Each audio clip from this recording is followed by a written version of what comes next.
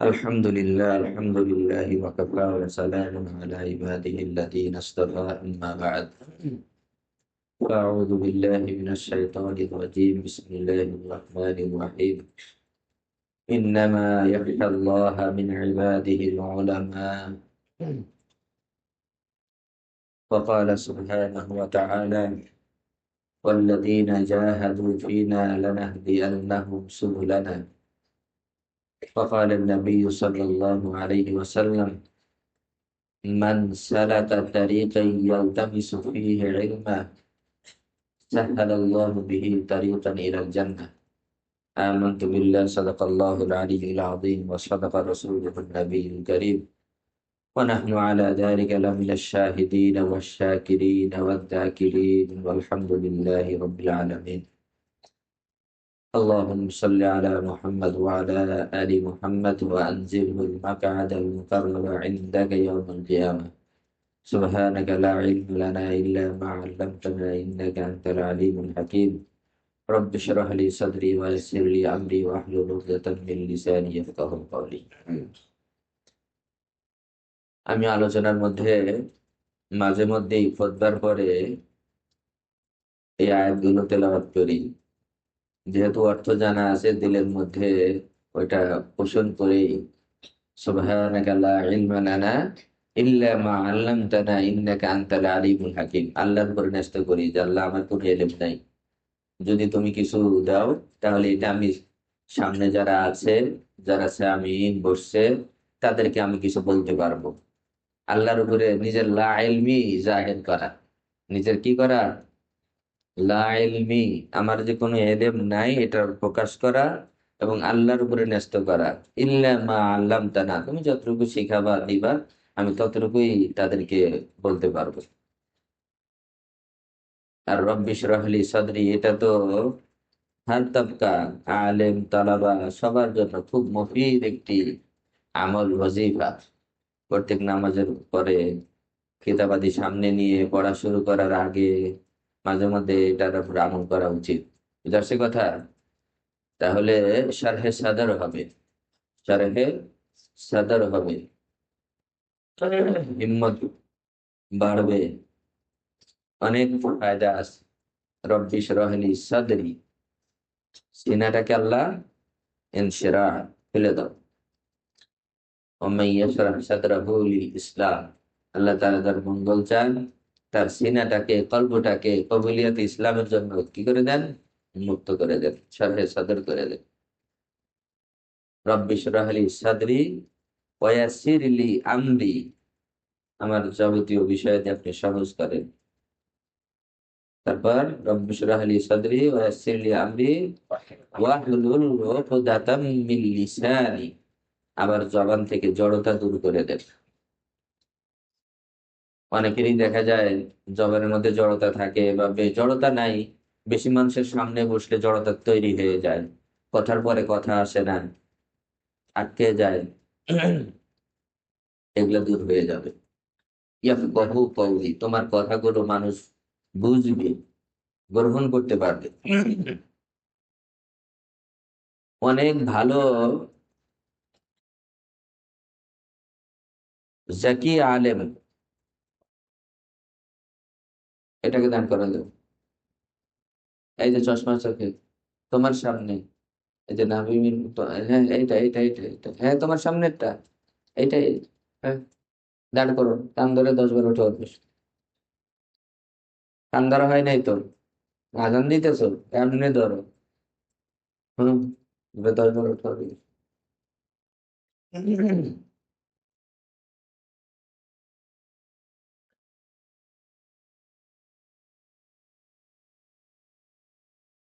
বহুত তারে বলে মানে আলোচনা চলতেছে মন দিয়ে আলোচনা শুনবে হ্যাঁ আরেকজনের সাথে ওইদিকে বসো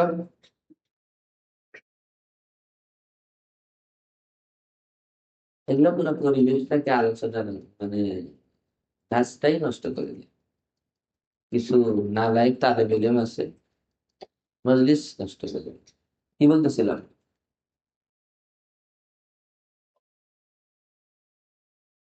দেখো কত বড় ক্ষতি করলো এটা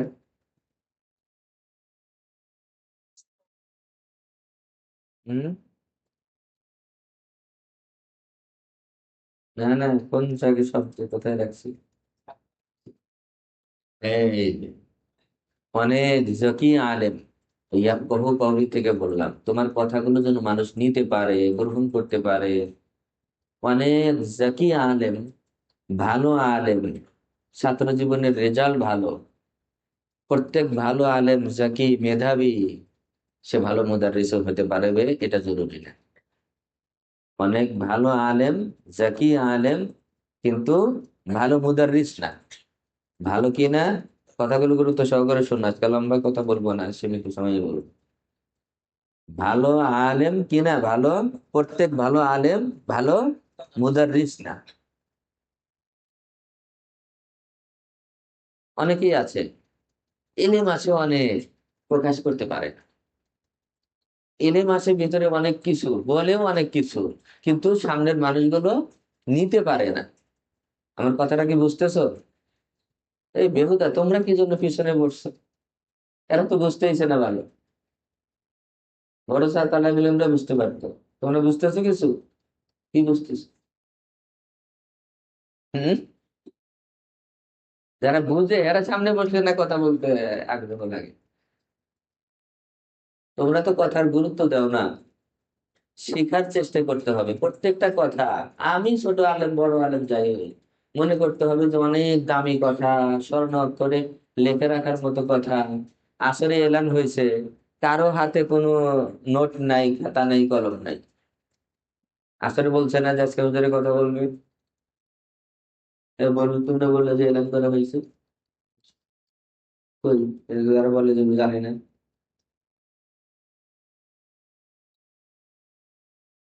একটা দর্শ, একটা দর্শ, এখানে বসবে, কি থাকবে?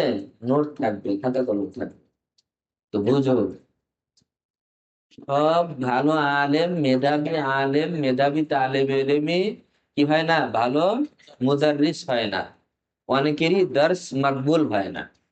অথচ ছাত্র জীবনে তার কি ভালো, রেজাল্ট ভালো, ভালো রেজাল্ট করছে, সিরিয়ালে গেছে, কিতাব বুঝে। তো অনেকে যা বুঝে, ভিতরে যা আছে পুরাটা ব্যক্ত করতে পারে না। ওই যে ইয়াফকাহু কওলি রব্বি ইশরাহ লি সাদরি, ওইটা তার নাই, জবান ওইভাবে হয় নাই, জবান সব না। আবার অনেকে অনেক কিছু তাকরির করতেছে, বলতেছে অনেক কিছু, কিন্তু এখান থেকে ছাত্র হোক, সাধারণ মানুষ হোক, যাদের উদ্দেশ্যে বলে, তারা খুব বেশি খোরাক পায় না, নিতে পারে না। হয় না এমন? আবার অনেককে দেখবা যে ছাত্র জীবনে হয়তো দরজায় আওসাতের ছিল, মধ্যম পর্যায়ে তালেবে ইলম ছিল, কিন্তু মাশাআল্লাহ যতটুকু না আছে ভিতরে তার থেকে সুন্দর করে, বেশি করে উপস্থাপন করতে পারে। আবার যারা সামনে বসে তারা এটা নিতেও পারে, হেদায়েত পায়, গ্রহণযোগ্য কথাগুলো গ্রহণ নিতে পারে, ইফহাম তাফহিম হয়, ইস্তেফাদা করতে পারে মানুষ তার কথা থেকে। ক্লাসের ছাত্ররা সবক না বুঝলে তো যাওয়ার উপায় নেই, বুঝতেই হবে, তাকে বুঝবেই। অনেক ওস্তাদের পড়া দর্শের মধ্যেই মুখস্থ হেরে যায়, মানে এমন ভাবে ওখানে গুলা খাওয়ায় দেয়, তাই না? আবার অনেকে অনেক চাকরি করছে, কিন্তু ছাত্র নিতে পারেনি। আমি আলহামদুলিল্লাহ ছাত্র জীবন থেকেই এই যে জিনিসটার উপরে আমল করি। কিতাব খুললে রব্বি ইশরাহ লি সদরি দরুদ শরীফ এটা পড়ে কিতাবাদি পড়া শুরু করতাম। এটার বরকতে কি হয়েছে, তোমাদের বোঝানোর জন্য বলছি, কোনোটাই নিজের কোনো ফজিলত মর্যাদা বোঝানোর জন্য। আমি প্রথম জীবনে যখন শিক্ষকতা করি, বয়সেও ছোট ছিলাম। বিবাহের আগে 6 বছর শিক্ষকতা করছি, দাওরা পড়ছি, তাকাসুস পড়ছি, 6 বছর শিক্ষকতা করছি। জামিয়া আরবিয়া সৈয়দপুরে 4 বছর, আফতাবুদ্দিনে 2 বছর, তারপরে 8 সালে বিবাহ করছি। তো বয়স কম ছিল, ছোট ছিলাম, দাঁড়িয়ে ওরকম ছিল না। আমার অনেকটা আলেম এলেম, মিসকাত দাওরার হাদিসে দরসে প্রথম জীবনে আমার থেকে বেশি বয়সের ছাত্র ছিল। কিন্তু আলহামদুলিল্লাহ এতটুকু বলতে পারি বা যতটুকু রিপোর্টও আমি পেয়েছি, সেই প্রথম জীবনে আলহামদুলিল্লাহ আমার দর্স ভালো ছিল। ছাত্ররা ক্লাসের মধ্যে ক্লিয়ার, আদনা যার জেহেন আছে তাকেও বুঝতে হবে, বুঝতো ক্লাসের মধ্যেই, বুঝে যেত, বুঝতোই সে ক্লাসের মধ্যে। এটার একটা প্রমাণ, যখন প্রথম মুদাররিস হয় কেউ, সাধারণত 1 মাস 2 মাস মাদ্রাসা কর্তৃপক্ষ, মোহতামিম সাহেব তার দর্শের ব্যাপারে তালেব ইলমদের থেকে খোঁজ খবর নেয় যে উনি কেমন পড়াচ্ছে, ঠিক আছে কি না। তো আমিও যখন পড়াই, প্রথম বছরে গিয়ে মেশকাত জালালাইন আর কি কি ছিল, হেদায়েতুন নাহু একটা ছিল। তো হেদায়েতুন নাহু, কাফিয়া, মানে আলহামদুলিল্লাহ ম্যাক্সিমাম কওমি মাদ্রাসার যে দাখিলে দর্স যে কিতাবাদি গুলো আছে, আলহামদুলিল্লাহ ম্যাক্সিমামই পড়ানো হয়ে গেছে। তো হেদায়েতুন নাহু তালিব ইলমদের আর মুখতাসরুল মানি পড়াইছি প্রথম বছরই, কুতবি সুল্লাম, যেগুলার নাম শুনলে এখন সবাই ভয় পায়, আমি ওগুলো সব লম্বা সময় পড়ায় আসছি। সুল্লামুল উলুম, কুতবি, এরপরে আরেকটা কি বললাম, মুখতাসার, এগুলো তো কোন কিতাবের মধ্যে। তো মোতাইম সাহেব, একটা আলেম ইলম ছিল, তমিজ নাম, তমিজ উদ্দিন, ভালো ছাত্র ছিল ক্লাসের মধ্যে। ওকে ডাকছে, ডেকে জিজ্ঞেস করছে যে নতুন যে হুজুর আসছে, আমাদের সব, উনি কেমন পড়াচ্ছে তোমাদের, তোমরা বুঝতে পারো কিনা, তাকরিরাত কেমন। তখন এই তালেব ইলম মন্তব্য করছে যে হুজুর, ওনার তাকরিরাত, আলোচনা, দর্শে যেন মনে হয় যে উনি 10 বৎসরের অভিজ্ঞ শিক্ষক, 10 বৎসরের অভিজ্ঞ শিক্ষক। এই মন্তব্য মোহতামিম সাহেবের কাছে করার পরে মোহতামিম সাহেব আমাকে ডেকে এই মন্তব্য শুনাইছেন। মোহতামিম সাহেব বলেছেন, ভালো মানুষ ছিলেন আলহামদুলিল্লাহ, আল্লাহ তাআলা ওনাকে জান্নাত নসিব করেন, মারা গেছেন। উনি বললেন যে হুজুর, আমি হেদায়েত নাহু পড়াইতাম, আমার হেদায়েতুন নাহু আপনাকে দিয়েছি।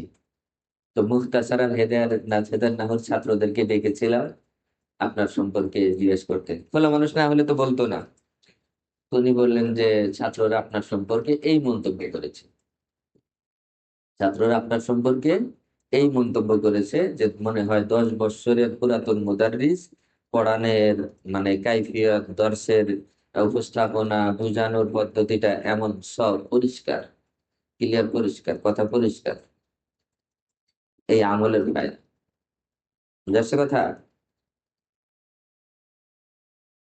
তবে উনি একটু মুলাহাজা, একটু নোট বললেন, বললেন যে হুজুর, হেদায়েতুন নাহুতে তাকরির একটু বেশি হয়ে যায়, তালেব ইলম যেটা বলছে, তাকরিরাতটা একটু কি হয়ে যায়, বেশি হয়ে যায়।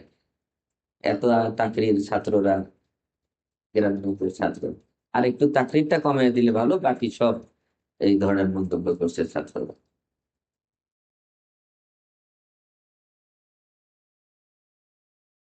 তো বলতেছিলাম, সব ভালো ভালো আলেম, ভালো তালেব ইলমই কি হয় না, ভালো মুদাররিস হয় না। ভালো মুদাররিস হওয়ার জন্য কিছু সিফাত লাগে, গুণাবলী লাগে। জবান সফট হতে হয়, ক্লিয়ার হতে হয়, উপস্থাপনা ভালো হতে হয়। আবার অনেক সময় মধ্যম পর্যায়ের তালেবে ইলমও ছিল ছাত্র জীবনে, কিন্তু তার দর্স মাকবুল হয়, দরস সুন্দর হয়। যাই হোক, আজকে মূলত তোমাদেরকে বসানো হয়েছে, আমি আজকে বাদ আল ফজর কিতাব বিভাগের সিনিয়র ওস্তাদদেরকে নিয়ে বসছিলাম, অন্য একটা মওজুদে বসছিলাম। বসার পরে কিছু জিনিস আমার সামনে আসলো, তো ওই প্রেক্ষিতেই বললাম যে ঠিক আছে, আমি তালিম ইলমদেরকে নিয়ে কথা বলবো। প্রেক্ষাপটটা, আলোচনাগুলো ছিল, সব আলোচনা যে অনেক ভালো ভালো তালেবে ইলম হয়তো দুনিয়ার লোভ লালসায়, হীনমন্যতা থেকে আস্তে আস্তে লাইনচ্যুত হয়ে যাচ্ছে, মাদ্রাসা থেকে সরে যাচ্ছে। এবং ইদানিং দু চারজন ভালো তালেব ইলম মনে হয় মাদ্রাসা থেকে চলে গেছে। কারো স্বভাব গুরুবত, অভাব অনটন, এটাও দুই একজনের মধ্যে হয়তো আছে। আবার কিছু আছে বিদেশ যাবে, দুনিয়ার দিকে মাইল হয়েছে।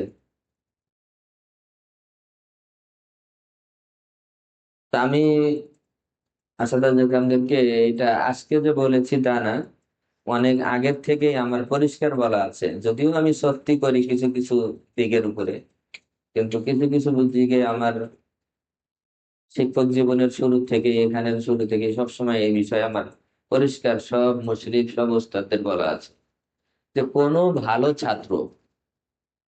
ভালো ছাত্র টাকার অভাবে, অর্থের অভাবে।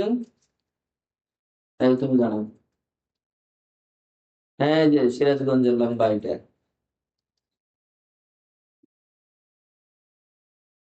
আমি কথা বলতেছি, তুমি ওইদিকে, তোমার কেবলাতে এইদিকে, তুমি এইদিকে কি? হ্যাঁ, এ বলতে,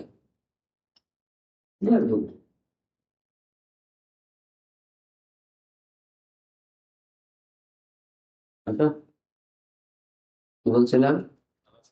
ও, আমি পরিষ্কার এটা আজকে বলছি তা না, একেবারে প্রথম জীবন থেকেই আমার এটা বলা আছে যে অর্থের অভাবে কোন ছাত্র যেন চলে না যায়। প্রকৃতই যদি গুরুবতী কারণ হয়, অর্থের অভাবে আফতাবুদ্দিন থেকে যেন কোনো ছাত্র চলে না যায়। বাকি যাচাইকৃত হতে হবে। যদি প্রমাণিত মুহাক্কাক হয় যে গুরুবত, এটাই তার স্বভাব, তাহলে আমি বলছি কোনোভাবেই যেন এই স্বভাবে কেউ মাদ্রাসা থেকে না যায়।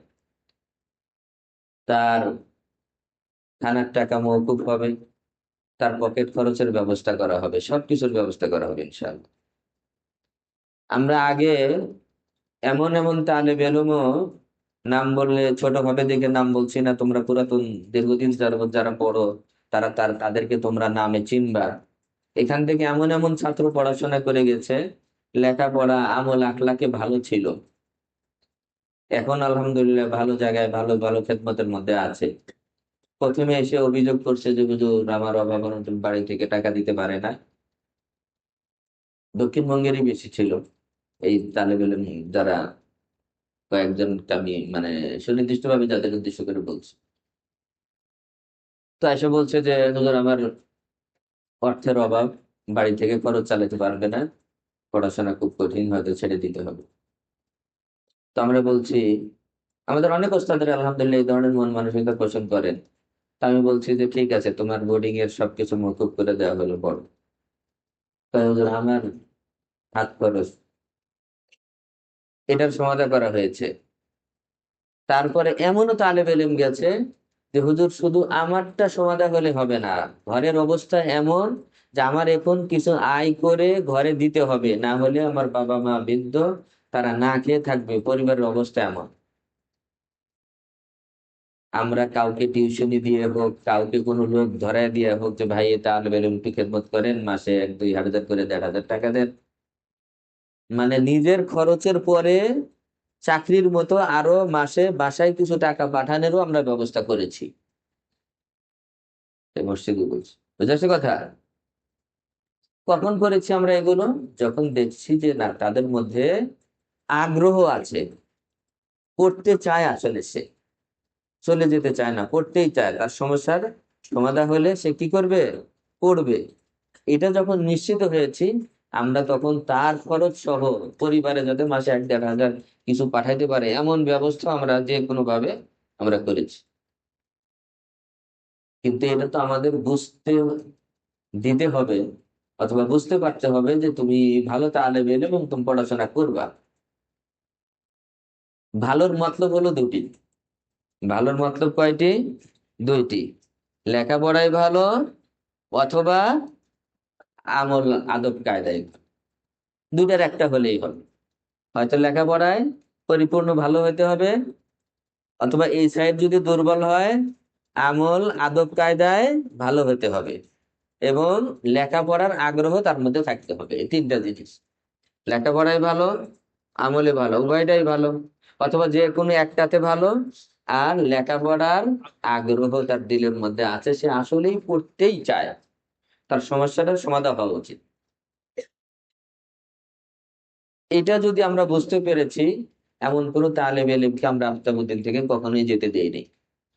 এই ঘোষণা উস্তাদদের ভিতরে আমার আগে দেওয়া আছে, আজকে আরো কড়া ভাবে বলেছি আমি, যে কোন ছাত্র যে ভালো, এই যে ভালো বলতে লেখাপড়ায় ভালো অথবা আমল আদব কায়দায় ভালো, এবং আসলে সে সমাধা হলে পড়বে, পড়তে চায়, এমন কোন ছাত্র যেন অর্থের অভাবে আফতাবুদ্দিন থেকে না যায়। এবং প্রত্যেক আসাদুজ্জাহ ইকরামকে বলা হয়েছে যে আপনারা, আমার কাছে তো সবাই আসবেও না, আসতে সুযোগও পাবে না, সাহসও পাবে না, আপনারা ছাত্রদের থেকে সাথে মিশেন, সময় দেন।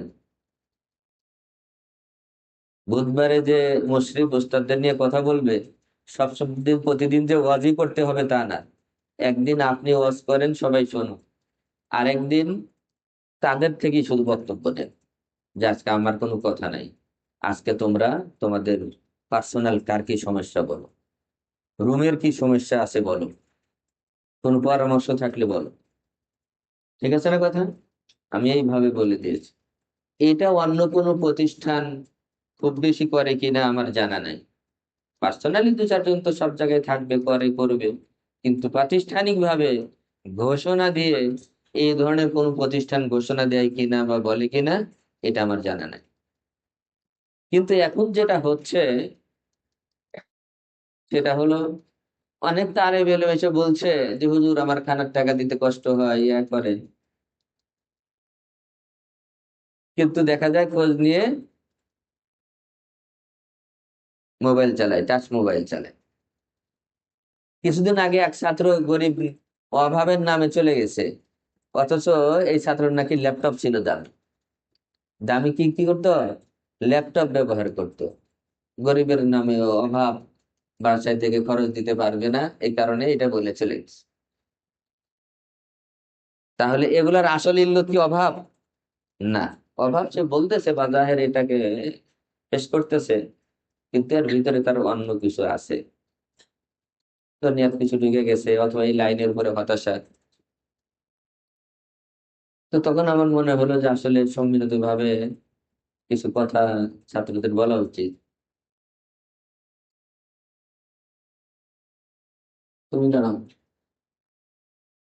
মাথা নিচু করে আসো, সবচেয়ে যে মাথা নিচু করে আসো অন্যদিকে তাকানোর পরে হচ্ছে, জানাও ওই এলাকাটার মধ্যে যে মাথা নিচু, হ্যাঁ তুমি জানো তো, কি করলে ওইদিকে তাকিয়েছিল? হুম, বলো, আরেকদিকে তাকিয়েছিল? 2 মিনিট দাঁড়ায় থেকে বসো।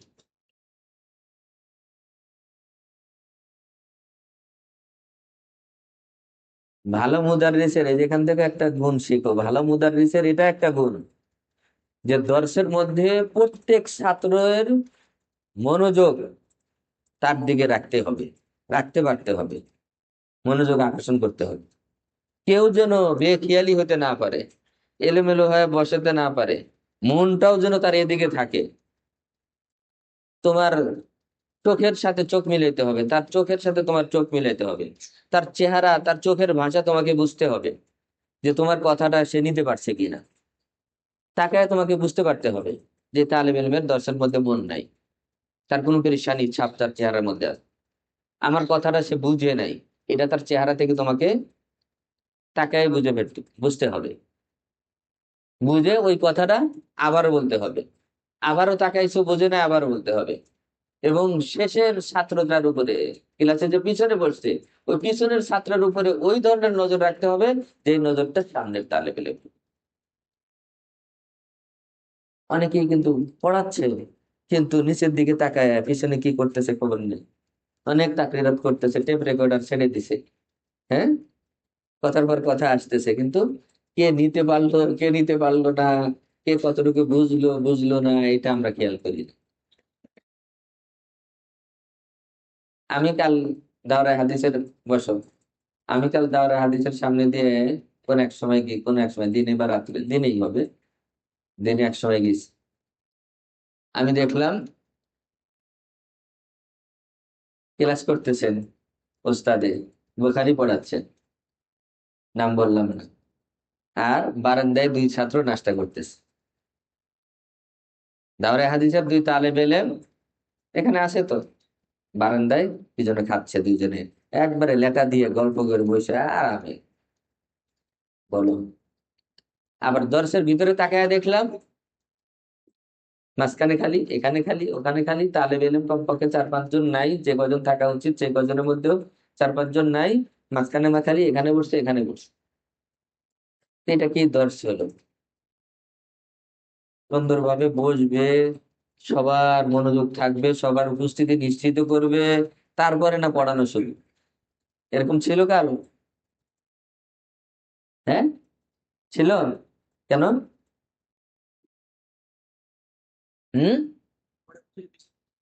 পরে বিচার করে কি হবে? দেখো, রাজ সাক্ষী। এই হলো কালকে, কালকে দেখছি আমি দর্শের মধ্যে। এগুলো তো একটা প্রতিষ্ঠানে হয় না। তো কি বলতেছিলাম? ভালো হতে হবে, লেখাপড়ায় ভালো, আমলে ভালো, উভয়টার মধ্যে ভালো। অথবা উভয়টাই তো সবাই সম্ভব না। লেখাপড়া তো মেধার একটা পর্যায়ে থাকে, যার পরে আর সে যেতে পারে না। আমল করতে তো কোনো যোগ্যতা লাগে না, আদব কায়দা রক্ষা করতে যোগ্যতা লাগে না, লাগে? আমল করতে যোগ্যতা লাগে না, আদবের মধ্যেও যোগ্যতা লাগে না, তৌফিক লাগে আল্লাহ, আল্লাহর পক্ষ কি লাগে? তৌফিক, আল্লাহ তৌফিক দিতে হয়। তো এটাতে ভালো হবে। যে কোনো একটার মধ্যে ভালো যদি হয়, আর লেখাপড়া যদি তার আসলে আগ্রহ থাকে, অভাবের কারণে আফতাবুদ্দিন থেকে কোনো ছাত্র যাবে না ইনশাআল্লাহ, আমি এই ঘোষণা দিয়ে দিলাম। কিন্তু তোমার অভাবটা প্রমাণিত হতে হবে। সবাই তো বলবে, মিথ্যাও বলবে, সত্যও বলবে, তাহলে বেলেম দেখে যে মিথ্যা বলবে না এমনটা তো না। আমাকে অনেকে অনেক ক্ষেত্রে অনেক কড়া মনে করতে পারো, কিন্তু শেখার চেষ্টা করবা। একটা কথা আছে না, যে পেটে দিয়ে পিঠে দিবা। পেটে দিয়ে কি দিবা? পিঠে দিবা। মানে আগে তাকে বস্ত্র দিবা, খাবার দিবা, তারপরে মার দিও, শাসন করো। পেটে দিতে হবে, পিঠেও দিতে হবে। শুধু পেটে দিলে, পিঠে দিলে নাই, নষ্ট হইব। হ্যাঁ, অনেক মানুষের সন্তান নষ্ট হয়। শাসন নাই, পিঠে নাই, শাসনে নাই, শুধু সুযোগ সুবিধা দেয় আর শুধু আদর আর আদর, এগুলো নষ্ট হয়। আবার অনেকে আছে শুধু শাসনই করে খালি, সবসময় দাঁতের উপরে রাখে, এগুলো পিছলা হয়ে যায়, নষ্ট হয়ে যায়। এই জন্য পেটে পিঠে, বুঝেছো কথা? দুইটাই দিতে।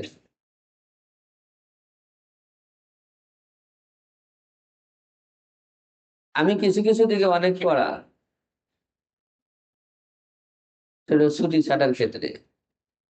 মানে এমন দুরবস্থা মাদ্রাসাগুলোর মধ্যে, 10 দিন ছুটি দিলাম, 10 দিন ছুটির পরে দর্শের কত গুরুত্ব থাকবে, দর্শে আসবে ছোট ছোট কারণ, কারো দাদি, কারো ভাবি, কারো ভাগ্নি অসুস্থ, নিজের একটু নাক গরম হয়েছে, ছুটির পরে দর্শে আসেনি। ফোন একটা করায় দেওয়া তো সহজ, ফোন একটা করায় দেওয়া তো সহজ। বাবাকে দিয়ে ফোন দেওয়া হলো, ভাইকে দিয়ে ফোন দেওয়া হলো, তারাও মিথ্যা ফোন দেয়। আর আমাদের হুজুররা অনেক সরল, আমাদের হুজুররা অনেক সরল, সাথে সাথে সুপারিশ দিয়ে দেয় যে মোবাইল पर इब्तिला दी थी, लिहाजा সুপারিশ করতাম। কিন্তু আমার কাছে এটা তো দরকার যায়, মোবাইলে অবগত করেছিল, অসুস্থের বিষয়টি জানিয়েছিল, বিদায় সুপারিশ করছি। তোমরাই তো দাও।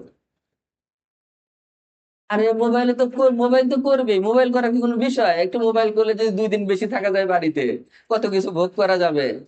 200 টাকা দেওয়া কোনো বিষয় না, 200 টাকা দিয়ে দিবে গিয়ে, বা টাকা না না নিলে তো নাই। এটা তো খুব সহজ জিনিস, আর সুপারিশ হয়ে গেল। এজন্য আমি এবার অনেক শক্তি করছি, অসুস্থ বললে মেডিকেলের কাগজ দেখাইতে হবে। বুঝাচ্ছে কথা? ভালো ডাক্তার, বড় ডাক্তারকে দেখাইছো, ডাক্তারের প্রেসক্রিপশন দেখাইতে হবে, ডাক্তারের কি দেখাইতে হবে? প্রেসক্রিপশন দেখাইতে হবে। অথবা টেস্টের কাগজ দেখাইতে হবে। তোমার আরো বেশি সিরিয়াস, ডেঙ্গু হয়েছিল, ডেঙ্গু কি আপনি বুঝছো? তুমি এমনি এমনি বুঝছো? ডেঙ্গু টেস্টের কাগজ দেখাও। খালি কাগজ দিলে হবে না, আমি আবার ডেট মিলাই। যে ডাক্তার দেখা যায়, এরকম তো হতে পারে তালেব ইলম, এত বিশ্বাস করার কোনো কারণ নাই এই যুগে। এমন তো হতে পারে আমাকে বোকা শোকা মনে করে একটা 2-3 মাসের আগের একটা টেস্টের রিপোর্ট ধরাই দিল হুজুর, আর দেখে ইসু মঞ্জুর হয়। আমি তো এত বোকা লোক না। আমি দেখি টেস্টের তারিখ কবে, ডাক্তার কবে দেখাইছে, ডেট, মাদ্রাসা খুলছে কবে। একজনকে ধরছি, টেস্ট করেছে 13 তারিখে, মাদ্রাসা খুলছে 9 তারিখ, 10 তারিখে। হ্যাঁ, এরকম খুব ভাবে এবার যাচাই করছে। হাসপাতালে ভর্তির কাগজ, অথবা ডাক্তারের প্রেসক্রিপশন, অথবা তোমার টেস্টের কাগজ দেখাইতে হবে। এই ছেলেটা কে, কি সমস্যা তোমার, পিছনে বসো, এদিকে যাও, ওঠো, কে এটা, কি পড়ে, হ্যাঁ, বাড়ি কোথায়, কি সমস্যা তোমার, হ্যাঁ।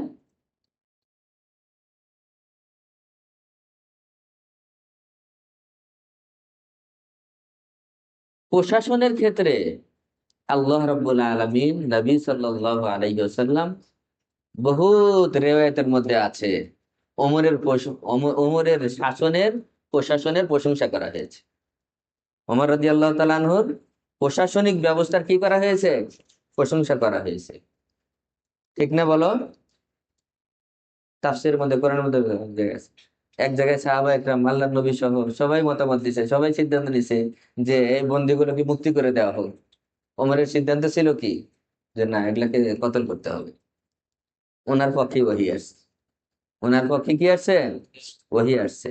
ওমর রাদিয়াল্লাহু তাআলা বলছেন, ওয়াফাকতু রাব্বি ফি সালাত, ওয়াফাকতু রাব্বি ফি সালাতিন, আমি আমার রবকে, মওলাই কারিমকে, আমার মতের সাথে মিল পাইছি 3 জায়গায় গিয়ে।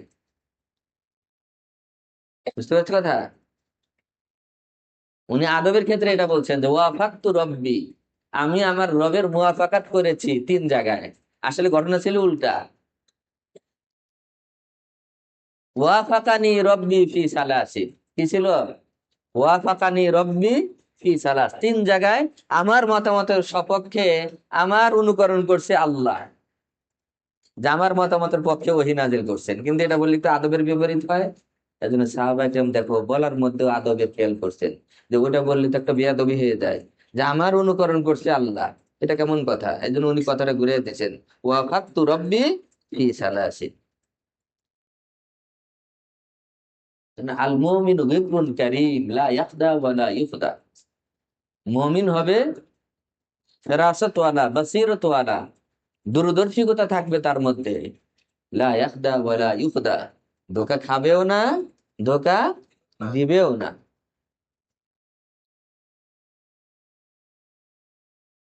আমাদের তালিব ইলমের জমানায় মিজান পড়তাম, মিজানের বছর তখন বাকুরাতুল আদব পড়ানো হয়তো, আর গুলিস্তা পড়ানো হয়তো। মিজানের বছর গুলিস্তার এক অংশ মিজানে পড়ানো হয়তো, আর এক অংশ তাহলিমের পড়ানো হতো।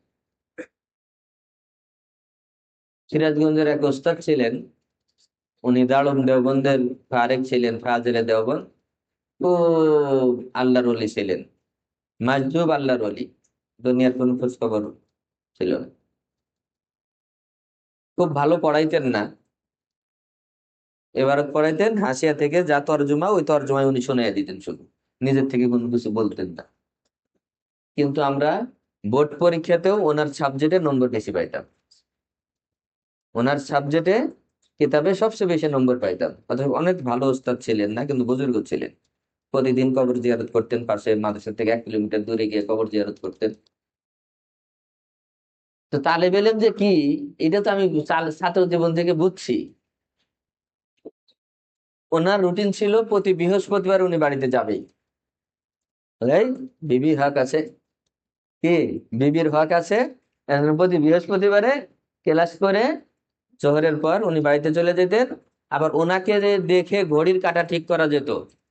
শনিবারে 10টায় ক্লাস গ্রাম দেশে, উনি শনিবারে ঠিক আধা ঘন্টা আগেই চলে আসতেন। মানে একবারে ঘড়ির কাঁটা ঠিক করতে পারতা, যে উনি ঢুকতেছে মানে এখন 9:30 বাজবে। ঘড়ি ভুল হতে পারে, ওনার আশা ভুল হবে না, এমন টাইম।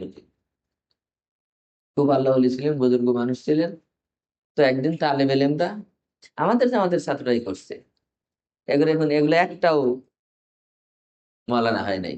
বুঝছো, যারা উস্তাদের সাথে ধোঁকাবাজি করে, আল্লাহওয়ালাদের সাথে বেয়াদবি করে, ধোঁকাবাজি করে, এগুলো মাহরুম হয়ে যায়। তালিম ইলমের জিন্দেগিতে তো খুব ভালো লাগছে, সবাই হাতেরকে আগে দিত, যা ক্লাস না হলে তো খুব ভালো লাগে। তো বুধবারের দিন তালেব ইলম আমাদের ক্লাসের 2-3 জন ছাত্র গিয়ে হুজুরকে বলছে, হুজুর আপনি তো প্রতি বৃহস্পতিবারই বাড়িতে যান, আগামীকাল তো হরতাল, তাহলে আগামীকাল তো আপনি যেতে পারবেন না, তাহলে আপনার আজকে চলে যাওয়া উচিত। ও, তাই তাই তাই 3 বার করে বলল, আচ্ছা আচ্ছা, তাই তাই, জি হুজুর আগামীকাল হরতাল। মানে উনি চলে গেলে আমাদের 2টা ক্লাস ছিল, 2টা ক্লাস মার যায়, 2টা ক্লাসে আরাম ফরমাই সবাই। বুঝতে পারো না কথা, যে উনি চলে গেলে আগামীকাল 2টা ক্লাস হবে না, ক্লাস না হলে ছাত্র জীবনে যে কি খুশি রে বাবা, এইটার উপরে আর মানে নিয়ামত আর কিছু নেই তালেব ইলমের জিন্দেগিতে। এখন হুজুরদের জীবনে এরকম হয়ে গেছে, ক্লাস না হলে মহা খুশি। কোথায় হাইটা পাঠাইতে হবে, জিয়া উদ্যান নাকি কি সরারদি উদ্যান, হাইটা যেতে রাজি, নিজের টাকা খরচ করে যেতে রাজি, আরো শর্ত দিলে যে মাদ্রাসায় 100 টাকা করে জমা দিয়ে যেতে হবে, তাও দিবে, কিন্তু ক্লাস না হলে খুব খুশি। তা আমাদের 2-3 দুষ্ট তালেব ইলম, এরা গিয়া বললো যে হুজুর আগামীকাল হরতাল, আপনি জানতেন।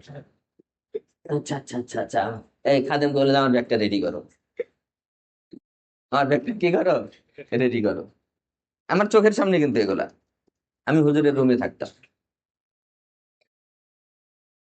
তো ব্যাগ রেডি করে মোহতামিম সাহেবের কাছে গেল ছুটি নিতে, যে হুজুর ছুটি দেন আমার, আগামীকাল ছাত্ররা বলছে হরতাল, আমি আজকে তাহলে চলে যাবো। তো মোহতামিম সাহেব বললেন যে হুজুর দেখেন পত্রিকায়, খুব সম্মান করতে বলছে, হুজুর দেখেন পত্রিকায় দেখেন, কে বলছে আগামীকাল হরতাল, আগামীকাল হরতাল থাকলে তো পত্রিকায় আসতো, দেখেন পত্রিকা খুলে দেখেন। কয়, পত্রিকা আমি বিশ্বাস করি না, তাহলে বেলম ঝুট নেই বল सकते, তাহলে বেলম ঝুট নেই বল सकते। বুঝো নাই, আমি পত্রিকা টত্রিকা বিশ্বাস করি না, তাহলে বেলম ঝুট নেই বল सकता।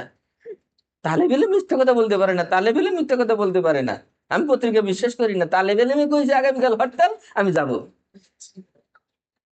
বুঝছো, গেলই গেল, হরতালও না, কিছুই।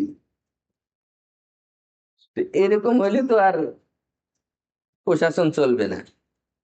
হ্যাঁ, তুমি 7 দিন অনুপস্থিত থেকে এসে বললা হুজুর আমার জ্বর হয়েছিল, জ্বরের কোনো আলামত, কোনো দলিল দিতে পারো না, আর তোমার মানে 7 দিনের ছুটি মঞ্জুর করা হবে 10 দিন মাদ্রাসার বন্ধর পরে, তুমি কি ওই যে ওইরকম হুজুর মনে করছো?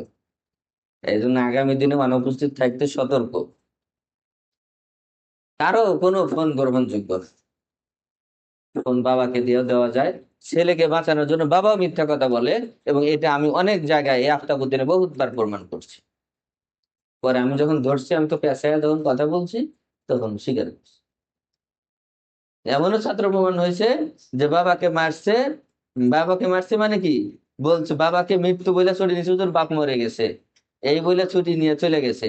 পরে 2-3 মাস পরে একদিন তার বাবা হঠাৎ তাকে দেখতে আসছে। পুরাতন তালেবে আমরা জানে মনে হয় ঘটনা, যে একবার বলছি, বেশি না, 4-5 বছর আগের ঘটনা এটা। বুঝতে পারছো, এই তালেবে এলেমকে বিশ্বাস করবে কেমনে, যাচাই করতে হবে। বাবাকে মৃত্যু ঘোষণা করে তাও ছুটি নেয়, ময়মনসিংহের তালেবে এলেম এটা। পরে কিছুদিন পরে আর বাপ হ্যাঁকে দেখতে আসছে, আপনারা মারা গেছেন। আবার বাবাও যে মিথ্যা কথা বলছে ছেলের সপক্ষে, ছেলেকে এখানে বাঁচানোর জন্য, এটাও আমার কাছে ধরা খাইছে।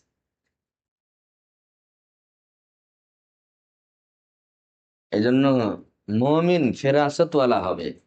আগামী 30 বছর পরে দেশে কি হচ্ছে, আগামী দিনে কি হতে পারে, পৃথিবী কোন দিকে যাচ্ছে, দুনিয়া কোন দিকে যাচ্ছে, তালেবে ইলম কোন দিকে যাচ্ছে, এটা বুঝতে পারতে হবে। আমাদের দেশে সভাপতি বানায়, মুরব্বী মানে হলো আরজালে ওমরে পৌঁছলে, লিকাইলা ইয়ালামা মিন বাদি ইলমিন শাইআ। বুঝতেছো না তোমরা কথা, এই জন্য বড়দেরকে সামনে বলতে বলছি। আরজালে ওমর তো এটা কেউ বুঝবে না, মানে এমন বয়সে যায় যখন সকালে কি করছে না করছে বুঝে না, বিকালে কি খাইছে না খাইছে বুঝে না, মানে কথা নিজের থেকে বলতে পারে না, একটা লিখে দিতে হয়, এটা বলতেও ভুল করে, লোকমা লাগে। বুঝো না এই কথা, ওই বয়সে সবাই মুরব্বী মানে।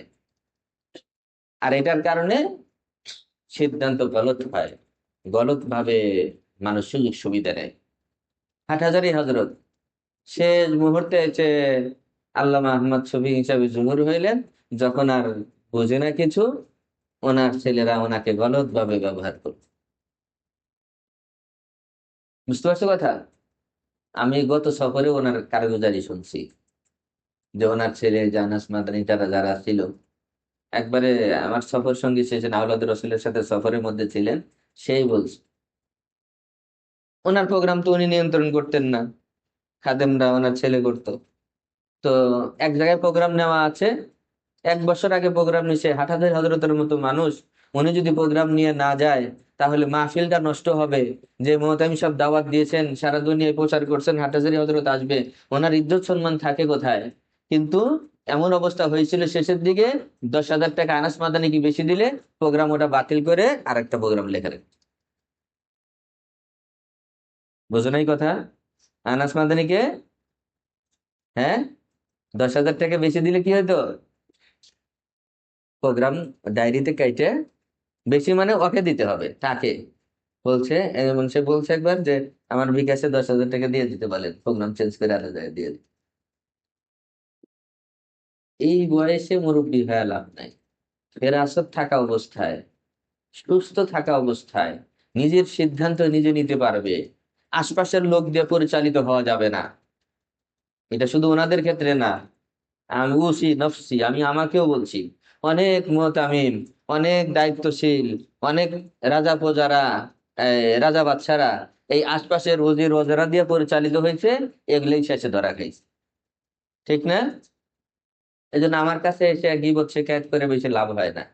আমার কাছে এসে এক ওস্তাদ আর এক ওস্তাদের কান ভারী করবে, তাহলে বেলিম একজন আরেকজন এসে কান ভারী করবে, আমার কাছে এসে কোনো লাভ নাই এগুলা। কারণ আমার সিদ্ধান্ত, আমাকে আল্লাহ যতটুকু জ্ঞান বুদ্ধি দিয়েছেন, আমার সিদ্ধান্ত আমি আমার জ্ঞান বুদ্ধিতে আমিই দিই। আমার কান ভারী করা বড়ই কঠিন, আমার থেকে সুযোগ সুবিধা নেওয়া বড়ই কঠিন। কিন্তু হ্যাঁ, একটা বয়স এমন হবে, ওই তুমি এসে যেটা বলবে হুঁ, এটা এসে হুঁ, ওই বয়সে আর তাকে রাখাই উচিত না। তাই ফজিলতের জায়গায় রাখা উচিত, সিদ্ধান্তের জায়গায় নয়। বুঝতেছো কথা তোমরা? সিদ্ধান্তের জায়গায় না। ফজিলত আলার রাসে ওয়াল আইন, তুমি সুযোগ সুবিধা দিয়ে মাকামে বসায় রাখো, বসায় রেখে বেতন দাও, কোনো সমস্যা নেই। কিন্তু সিদ্ধান্তের জায়গায় এরকম লোক দেওয়া যাবে না, যে মানুষের কথা শুনে, কান কথা শুনে আরেকজনের উপরে জুলুম করে, এসে বলে যে হুজুর অমুক তো খালি আপনার বিরুদ্ধে গিবত শিকায়ত করে, আর সিদ্ধান্ত নিলে একটা বহিষ্কার। হ্যাঁ হ্যাঁ, বহিষ্কার। ইন জাআকুম ফাসিকুম বিনাবাইন ফাতাবায়ানু আন তুসিবু কওমান বিজাহালাতিন ফাতুসবিহু আলা মা ফাআলতুম নাদিমিন। আজকে আমি মিশকাতে মনে হয় হাদিসে না পড়াইছি, এটা বহুত বড় শিক্ষা এই কথাটার মধ্যে। কাফা বিল মারই কাদিবান আন ইউহাদ্দিসা বিকুল্লি মা সামিয়া। যা শোনে তাই মন্তব্য করে, কোনো যাচাই বাছাই করে না। একজন মানুষ মিথ্যুক হওয়ার জন্য এটাই যথেষ্ট। তো যাই হোক, তো তোমাদের আজকে এলান করা হলো, যদি আসলেই তোমার আর্থিক অবস্থা খারাপ হয়, তোমার ভিতরে যদি দুই ভালোর যে কোনো একটা গুণ থাকে, হয় লেখাপড়ায় ভালো, আদব কায়দায় ভালো, আমলে ভালো, একটা দিকেও যদি তুমি ভালো হও, আর আসলেই তোমার সমাধা হলে তুমি পড়বা, আমি ঘোষণা করলাম, অর্থের অভাবে আফতাবুদ্দিন থেকে কারো যেতে হবে না ইনশাআল্লাহ। মনে থাকবে কথা? প্রতিষ্ঠান তোমার সব মওকুফ করে দিবে, তোমার হাত খরচের ব্যবস্থা করা হবে, কিন্তু তোমার পড়াশোনার আগ্রহ থাকবে। এদিকে বলবা গরিব, ওইদিকে তোমার ল্যাপটপ, ওইদিকে তোমার টাচ মোবাইল, সবই আছে, তাহলে তো এটা তো বিশ্বাসযোগ্য না, তখন তো তুমি সুবিধা পাবা না। তো শুধু আমাদের এই প্রতিষ্ঠান থেকেই না, এটা জাওয়াল শুরু হয়েছে, পতন অধপতন শুরু হয়েছে, এটা আমাদের কওমি অঙ্গনই পচন ধরেছে। আমাদের কওমি অঙ্গনে কি হয়েছে? পচন ধরেছে। সব মাদ্রাসা থেকেই, শুধু আফতাবুদ্দিন থেকে যে চলে যায় এমন না। আমরা তো অনেক মাদ্রাসায় যাই, খোঁজ খবর নেই। বছর শুরুতে জামাতে ভর্তি হয়েছিল এই কয়জন, শেষে বছরের শেষে এসে প্রায় জামাত থেকে 8 থেকে 10 জন করে নাই নাই হয়ে যায়। পুরো আমাদের এই কওমি অঙ্গনে ভালো ভালো মাদ্রাসা থেকেও যায়, কোথাও থেকে কম যায়, কোথাও থেকে বেশি যায়, কিন্তু এটা যাচ্ছে। এই যাওয়ার কারণটা তোমাকে মানে উদ্ঘাটন করতে হবে। এটা ছিদ্রটা বন্ধ করতে হবে। তো একটা তো বললাম, হতে পারে কিছু তালেবেলের ক্ষেত্রে অভাব একটা সমস্যা, গ্রাম দেশ থেকে আসছে, পড়াতে চায় না বিভিন্ন। তো এটার তো একটা সমাধান হয়ে গেল, তাই না? তোমাদের চলে যাওয়ার কারণগুলো কি কি আমি সেটা আজকে হল করতে চাই। তো একটা হল হয়ে গেল যে এই কারণে ইনশাল্লাহ কারো যেতে হবে না। দ্বিতীয় নম্বর যে স্বভাব, এটার চিকিৎসা তোমাকে নিতে হবে। দ্বিতীয় স্বভাব হলো হুব্বে মাল হুব্বে দুনিয়া। হুব্বে মাল হুব্বে দুনিয়া। দুনিয়ার মহাব্বত, মালের মহাব্বত তোমার এখন থেকেই ঢুকছে। অনলাইনে মোবাইলে দেখে দেখে দেখে যে অনলাইনে কেমনে আয় করা যায়, এটা করলে আয় করা যায়, এই আয়ের পথগুলো সামনে অনেক উন্মুক্ত। এটা ধোকায় মনে করে, ধোকায় পড়ে এখান থেকে বের হয়ে যায়। কিন্তু পরিশেষে সারা জীবন ছোট হয়ে থাকতে হয় আর আফসোসই করতে হয়। শুধু টাকা উপার্জনের নামই কি জীবন? এই কথা বুঝো তোমরা। চলে যাওয়া যাবে না। শুধু টাকা উপার্জনের নামই কি লাইফ? এটাই কি সম্মান? হ্যাঁ, ঠিক আছে, মনে করলাম যে তুমি অর্থ উপার্জন করতে পারলা, অনলাইনে ব্যবসা বাণিজ্য করে বিদেশ চলে যাবা, পারবা তা নাই, মনে করলাম যে পারবা। তো এটাই কি তোমার জীবন? তোমার পরিচয় কি? তুমি একজন মানে আলেমও না, মুফতিও না, মুহাদ্দিসও না, জীবনে ভালো করে নিজের কোনো মজলিসে কোথাও নিজেকে উপস্থাপন করতে পারো না, নিজের পরিচয়টাও ভালো করে দিতে সংকোচ বোধ করবা। কারণ তুমি এদিকে আলেমও হও নাই, জাহেলও হও নাই। মানে জেনারেল লাইনে যে ডাক্তার ইঞ্জিনিয়ার হয়েছে তাও পরিচয় দিতে পারো না, এই লাইনেও পরিপূর্ণ কিছু হও নাই, পরিচয়টা দিতে পারো না। এই টাকার তোমার কি দাম? এই হলো এক। দ্বিতীয় কথা হলো, আসলে এগুলা ধোঁকা। যারা যায় তারা যে খুব বড় লোক হয়ে গেছে, টাকা পয়সার মালিক হয়ে গেছে, একবারই ভুল।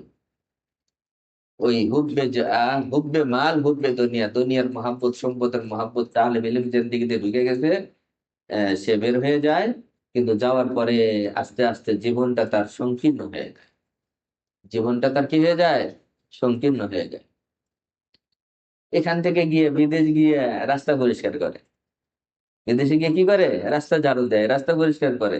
এরপরে তোমার এই যে মাজরা, সৌদি আরবে যেগুলো যায় বেশিরভাগ হলো, বাংলাদেশে যেগুলো গেছে 90% না, 95% হলো সৌদি আরবের রাস্তা ঝাড়ুদার। এটা মক্কা মদিনায় না গেলে বুঝবা না। বুঝতে পারছো? ভালো ভালো জায়গায় অন্যরা আছে, বাংলাদেশের সব হলো রাস্তায় ঝাড়ু দিচ্ছে। হাজিদেরকে দেখলে অনেকে শরম করে না, থাকে দেখবি। আবার অনেকেই বাংলাদেশিদের যখন রাস্তায় ঝাড়ু দেয় ওই যে ইয়া নিয়ে দাঁড়ায় থাকে, একবারে দেখবা যে দাঁড়ায় আছে সব রাস্তায়, সব বাঙালি। বাঙালি হাজি দেখলে একটু মুখটা অন্যদিকে করে থাকে। মানে যে নিম্নমানের কাজ করতেছে এলাকার লোক যদি হয় চিনে ফেলে। তা আল্লাহ তাআলা কি তোমাকে আপনাকে মানে এতই টাকার প্রয়োজন হয়েছে? ওইভাবে টাকা উপার্জন করতে হবে, রাস্তার ঝাড়ু দিতে হবে, মানুষের গোলামি করতে হবে, গিয়ে মানুষের খেদমত করতে হবে, গিয়ে খেজুরের বাগানে কাজ করতে হবে? আল্লাহ তাআলা এই জন্য আমাদেরকে বানাইছেন। আর কেউ যদি প্রথম থেকেই করে তার কথা ভিন্ন। যে শিক্ষা দীক্ষা নাই, সে প্রথম থেকেই তার এই লাইফ ছাড়া তার চলতে তো হবে জীবনে, তার কথা ভিন্ন। কিন্তু মাদ্রাসায় যে পড়াশোনা করে হাফেজ হয়েছে অথবা হাফেজ হয় নাই, কাফিয়া চারবেকা, এই পড়াশোনা করার পরে, এই এলিমের পরে তুমি গিয়ে রাস্তায় ঝাড়ু দিবা, তুমি গিয়ে মানুষের কথা শুনবা, মানুষের গালি শুনবা, কাজ করে খাবা? এত টাকা দরকার তোমার? হুম?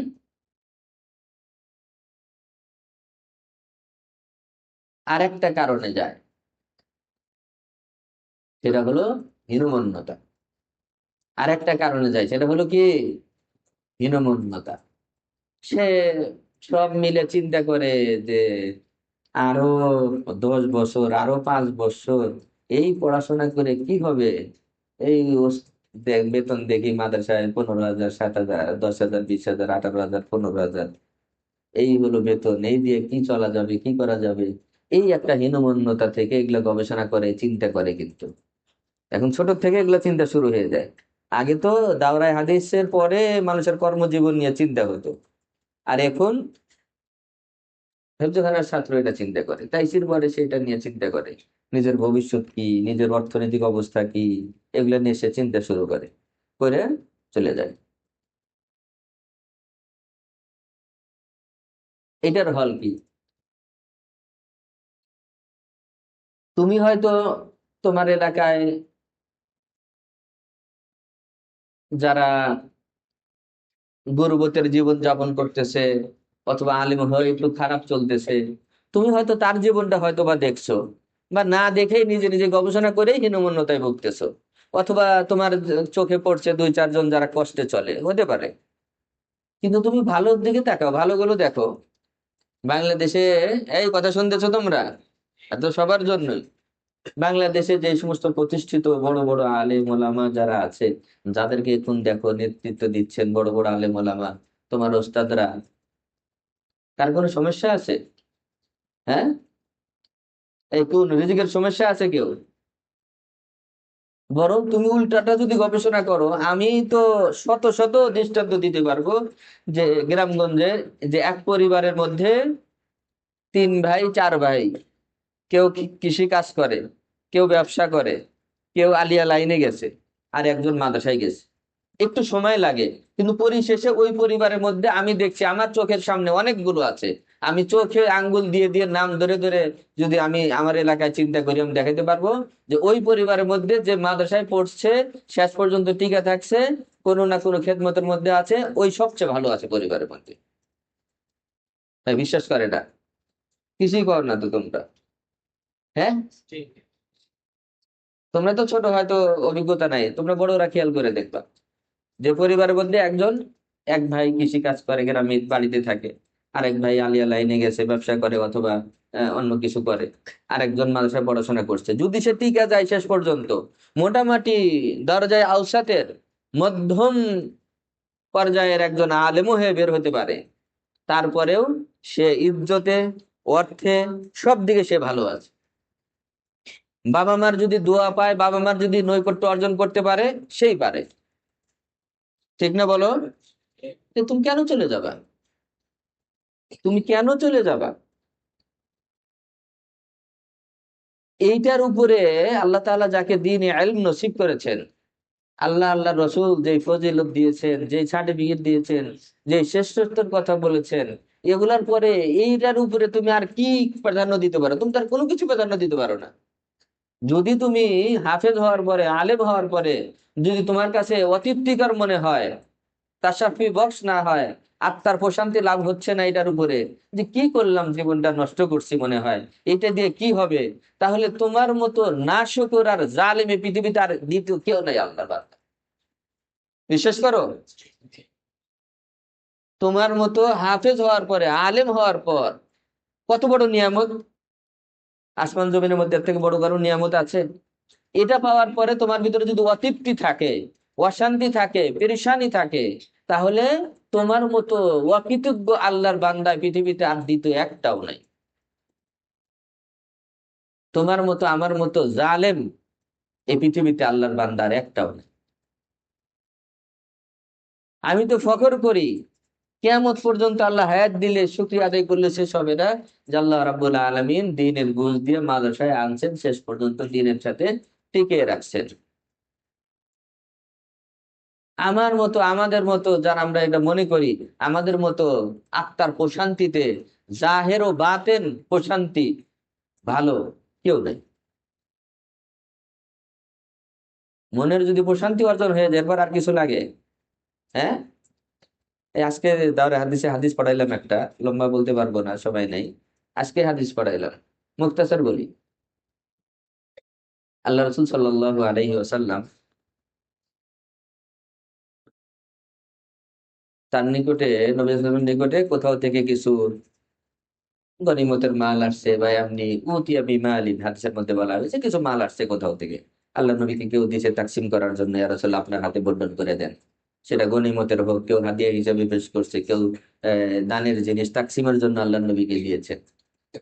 ভালো করে শোনো, নবী সাল্লাল্লাহু আলাইহি ওয়াসাল্লাম কাউকে দিয়েছেন, কাউকে দেন নাই, একেবারে কোনো ওয়াজহ তারজি ছাড়া, যাকে মন চাইছে দিয়েছে, তেমন দেয়। যাচ্ছে কথা। আলোচনা বলছেন যে আমি কাউকে কি করলাম, দিলাম, ওয়াদাউ ও আদাউ রিজালান, আমি কাউকে ছেড়ে দিলাম, দিলাম না। পরে নবী সাল্লাল্লাহু আলাইহি ওয়াসাল্লামের কাছে আওয়াজ গেল যে যারা বঞ্চিত হয়েছে, যারা পায় নাই, হতে পারে তারা মুনাফিকও হতে পারে, সাহাবা একরাম সম্পর্কে তো আমরা এই ধরনের ধারণা করতে পারি না। হাদিস বুঝতে হবে, এমন কোন ব্যাখ্যা নেওয়া যাবে না যে সাহাবার শানের খেলাফ হয়ে যায়। ফাআতাবু আলাইহি, গালমন্দ ইতাব করলো, এটা নিয়ে সমালোচনা করলো কিছু লোকজন। তাহলে নিঃসন্দেহে এই লোকজনগুলো কি হবে? মুনাফিক মার্কা হবে, অথবা নব মুসলিম হবে। নবী সাল্লাল্লাহু আলাইহি ওয়াসাল্লাম এটা শুনলেন, শোনার পরে সবাইকে একত্র করলেন। ফাহামিদাল্লাহ ওয়া আসনা আলাইহি ওয়া ক্বালা আম্মা বা'দ। এই আম্মা বা'দের দলিল হিসেবে আবু বকর রাদিয়াল্লাহু হাদিসটা নিয়ে আসছেন। বললেন যে দেখো, আমি কিছু মানুষকে দিয়েছি, কিছু মানুষকে দেইনি। যাদেরকে আমি দেইনি তারা আমার কাছে অধিক প্রিয় যাদেরকে দিয়েছি তার থেকে। এই কথা বুঝছো? বললেন যে যাদেরকে আমি মাল দিয়েছি তাদের থেকে যাদেরকে দেই নেই তারা আমার কাছে বেশি প্রিয়। যাদেরকে দিয়েছি, কেন দিয়েছি? রাআইতু ফীহিম আল ফাজিআ। এরপর আরেকটা কি যেন শব্দ আছে, যে আমি কারো কারো চেহারার মধ্যে, দিলের মধ্যে দেখলাম তাদের ভিতরে অস্থিরতা, পেরেশানি কাজ করে, না দিলে এগুলা অস্থির হয়ে যায়, আমরা কিছু পাইলাম না। তো এই ধরনের মানুষগুলোকে আমি দিয়েছি। যাদের দিলের মধ্যে কি দিয়েছি? অস্থিরতা, পেরেশানি, বেচাইনি, না দিলেই পেরেশানি হয়, তো এদেরকে আমি দিয়েছি, যে যাও। আর যাদের দিলের মধ্যে আমি দেখেছি ফি কুলুবিহিমুল গিনা ওয়াল খাইর, আর যাদের কলবের মধ্যে আমি কি দেখেছি? তুয়াঙ্গারি, গেনা, বেনিয়াজি, ধনী, মনের দিক থেকে যারা ধনী, দিলেও না দিলেও মনের হালাত এক সমান। ওয়াল খাইর, আর যাদের চেহারার মধ্যে কল্যাণ দেখেছি, মনে হয়েছে যারা না দিলেও কোনো সমালোচনা করবে না, ইসলামের উপরে, দ্বীনের উপরে স্থির হয়ে গেছে, আহ মহাব্বতের মধ্যে গভীরতা পয়দা হয়েছে, তো আমি তাদেরকে দিই নেই। নবী সাল্লাল্লাহু আলাইহি ওয়াসাল্লাম পরে আবার বললেন ফিহিম, কি সাহাবীর নাম?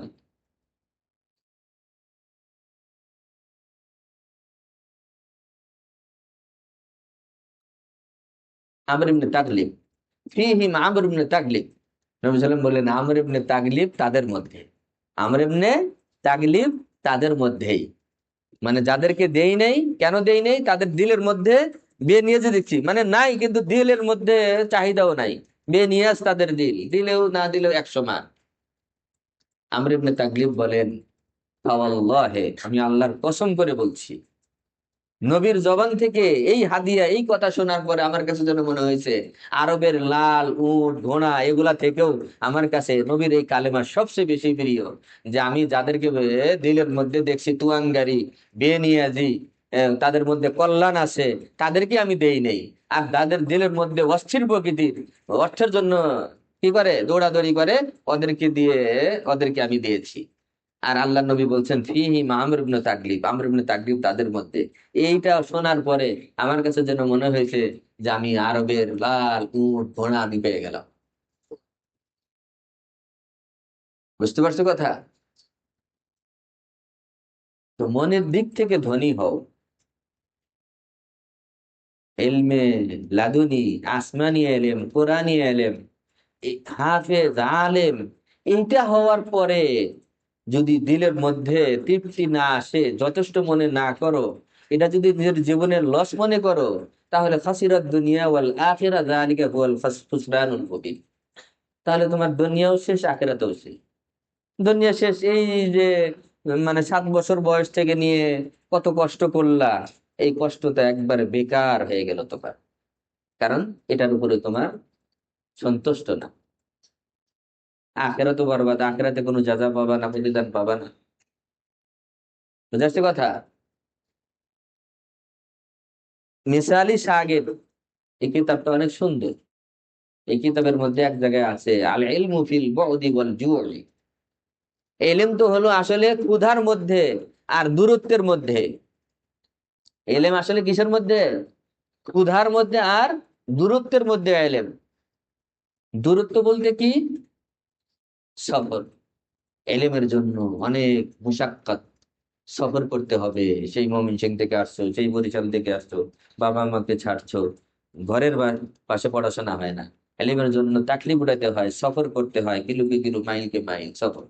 ওয়াল জু, ক্ষুধার্তের মধ্যে এলেম, মানে কষ্ট মুজাহাদার মধ্যে এলেম।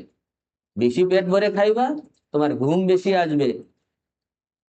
তালিমুল মুতাআল্লিমের মধ্যে পড়ে দেখো, ভেজা জিনিস খাইলে, ভাত খাইলে, এগুলা খাইলে মাথার বলগম বাড়ে। তালিমুল মুতাআল্লিমের মধ্যে আছে। আর তুমি যদি কি খাও, কম খাও, শুষ্ক জিনিস খাও, রুটি খাও, তারপরে কি খাও, খেজুর খাও, এমনি কিশমিশ খাও, তাহলে তোমার ব্রেন বাড়বে। রুটি দিলে তো সব যাইবো গা, ভাতের পাগল। বুঝো নাই? তা আল ইলমু, বলো মুখস্থ করো কি, আল ইলমু ফিল বুদি ওয়াল জুই। এলেম আছে কোথায়? সফর, ভ্রমণ করতে হবে এলেমের জন্য, দূর দূরান্তে যেতে হবে, ঘর বাড়ি ছাড়তে হবে, বাড়ির পাশে এলেম হয় না, হাসিল হয় না, পড়াশোনা হয় না, দূরে যেতে হবে, মায়ের কোল ছাড়তে হবে। ওয়াল জুই, ক্ষুধার্তর মধ্যে এলেম। ক্ষুধার্ত মানে এক কথায় মেহনত, মুজাহাদা, কষ্ট, তাকলিফ, এগুলোর মধ্যেই তুমি যে এলেমটা পাইবা, ওই এলেমটা এলেম নূর সহ আসবে, ওই এলেম তোমাকে ফায়দা দিবে। আমরা আমাদের জীবনে যে পরিমাণ কষ্ট করেছি, আমরা পারিবারিক ভাবে খুব ধনীও ছিলাম না, আর যদি গরিব বলি না শুকরি হবে, গ- গ- মানে গরিবও ছিলাম না। পারিবারিক ভাবে আমাদের সময়ে, আমরা যখন পড়াশোনা করেছি, পারিবারিক ভাবে আমরা কি ছিলাম না, গরিবও ছিলাম না। গরিব বললে ভুল হবে, কারণ অনেক মানুষ আমাদের বাড়িতে কাজ করে খাইতো।